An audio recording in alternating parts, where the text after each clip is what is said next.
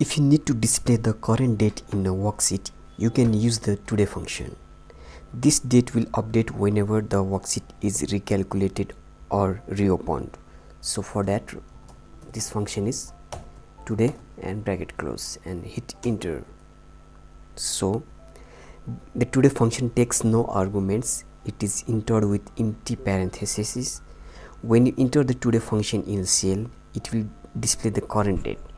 Each time the worksheet is recalculated or opened, the date will be updated. The today function only insert the date and time is not included. If you need to insert the current date in a way that will not change, use the keyword shortcut Ctrl plus semicolon and you will get this today date. But if you want to update it this today every time, so use this function equal to today and bracket close.